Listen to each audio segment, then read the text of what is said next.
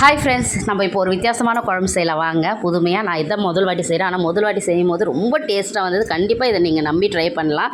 இது வந்து முருங்கைக்காய் பால் குழம்பு தான் நம்ம செய்ய போகிறோம். பால் குழம்புனோடனே நீங்கள் தேங்காய் பால் ஊற்றின குழம்புன்னு நினைக்காதீங்க. மாட்டுப்பால் தான் ஊற்றி செஞ்சுருக்கேன். நம்மளுக்கு இப்போ ரெடிமேடாக பசும்பால் கிடைக்குது கண்டிப்பாக பேக்கெட்டாகவே. அப்படி இல்லையா உங்கள் வீட்டில் காசின பாலை கூட நீங்கள் செய்யலாம். அதுக்கு நம்ம என்னென்ன பொருள் வேணும்னா 2 முருங்கைக்காய் கட் பண்ணி வச்சுக்கோங்க. பெரிய வெங்காயமாக ஒன்று கட் பண்ணி வச்சுக்கோங்க. ஒரு கடாய் வச்சு ஒரு குழிக்கரண்டி எண்ணெய் ஊற்றி கொஞ்சோண்டு சீரகம் போட்டு வெங்காயம் கருவேப்பிலை போட்டு வதக்கிட்டு உடனே வெறும் மிளகாத்தூள், காஷ்மீர் மிளகாத்தூள், தனியாத்தூள், மஞ்சத்தூள், உப்பு அதை போட்டு நல்லா வதக்கிட்டு முருங்காவே கூட சேர்ந்து ஒரு 5 நிமிஷம் போட்டு நல்லா வதக்கிங்க மூடி போட்டு. அதுக்கப்புறம் பாலை ஊற்றிடுங்க. பாலை ஊற்றிட்டு நல்லா முருங்காய் வெந்த உடனே அதுக்குள்ளே ஒரு கடாய் வச்சு 1 ஸ்பூன் தனியாத்தூள், ஒரு பட்டை, ஒரு லவங்கம், ஏலக்காய் அதை பவுட்ரு பண்ணி எடுத்துக்கிட்டு நல்லா முருங்காய் வெந்தோடனே அந்த பவுடரை நம்ம லாஸ்ட்டாக 1 ஸ்பூன் அந்த பவுடர் போட்டு கொத்தமல்லி போட்டு இறக்குனா இந்தமாரி கட்டியாகவே இருக்குங்க. அந்த குழம்பு ரொம்ப டேஸ்ட்டாக நான் இன்றைக்கி தோசையில் வச்சு சாப்பிட்டேன். இன்றைக்கி கண்டிப்பாக நீங்களும் ஒரு வாட்டி இதை ட்ரை பண்ணுங்கள். பாய்.